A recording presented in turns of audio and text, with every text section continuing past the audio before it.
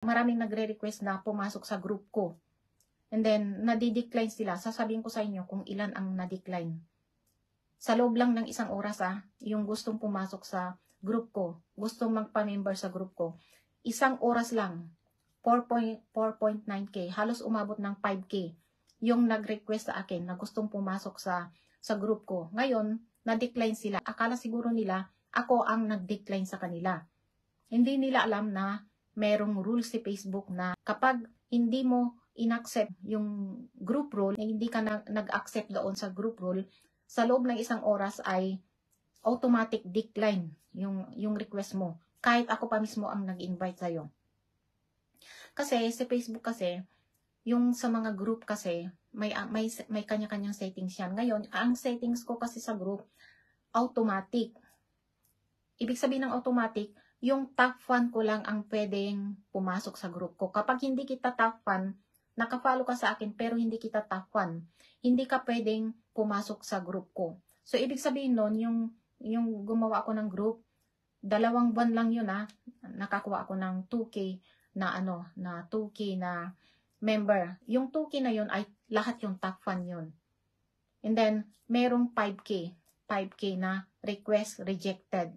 Automatic decline kasi hindi sila nag-agree sa group rule kaya na automatic decline sila.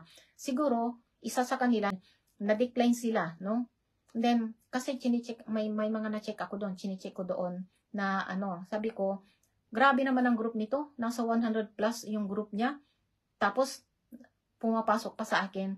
And then, pag chine-check ko yung account nila ay hindi sila legit. Mga dummy account sila. Mayroon silang mga sariling group and then, siyempre, alam na tutorial ka, gusto nilang kunin yung mga followers mo kasi yung lahat ng nasa group ko ay lahat top fan yun. Lahat top fan. Kasi hindi tinatanggap ni Facebook. Kapag hindi kita top fan, hindi niya ilalabas yung pangalan mo. Yung nilalabas lang ni Facebook na pangalan sa mga group invite ko ay top fan lang yun. Kaya, kapag nakita ni Facebook na hindi kita top fan, hindi niya ilalabas yung pangalan mo. Then, kapag lumabas yung pangalan mo sa invite, kasi automatic invite yung settings ko doon sa group ko dati Kapag lumabas yung pangalan mo sa invite, ibig sabihin nun ay top fan kita. So, lahat ng members ko doon sa group ko na yun na 2K plus ay lahat yung top fan ko. At lahat ng top fan ko ay legit yan. So, hindi ko pinipili ka na manood sa akin. Legit yan sila lahat. Pero kontrolado, kinukontrol. Simula nung nawala yung group ko na yon, pinagka-interesan nila yun. Kaya nilang gawin Alam nyo ba na nangyari na nawala yung group ko? Tulog ako. Siyempre, tulog ako, nakalag out ako noon. Kasi hindi ako steady nakalag in Kapag hindi na ako gumagamit ng Facebook, naglalag out ako at tiniturn off ko ang wifi ko, tiniturn off ko din ang cellphone ko. Lahat yan, naka-turn off yan. Kaya safe na safe. Pero, nagawa pa rin nilang makapasok, Ito, ikukwento ko sa inyo. Pag-gising ko, nung pag-login ko, ang unang kong chine-check ay yung sa short. Kasi sa short, makikita mo doon yung group mo, di ba? Nagulat ako kasi nawala yung group ko. Ngayon, hinanap ko siya. Hindi ko makita. And then, nagpunta ako sa activity log. Nung nagpunta na ako doon sa activity log, nung chinek ko na, nakita ko doon na, ito ang nakasulat, Papakita ko sa inyo. Ito. Sasabihin ko sa'yo, kaya mag-iingat-ingat kayo sa group nyo na yan, Kahit anong safe pa yan.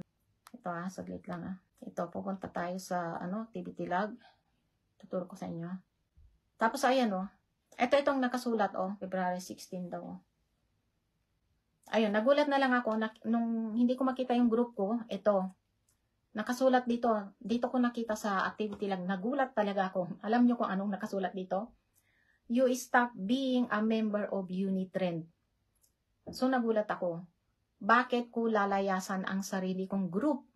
Ako ang nagmamanage. Ako ang may-ari. Ako ang may-ari ng group. Ako ang founder. Wala akong nilalagay na ibang moderator. Wala akong nilalagay na admin. Pero ang pinalabas nila sa akin ay nag-stop daw ako bilang member sa group ko, sa sarili kong group. Paano mangyari yon?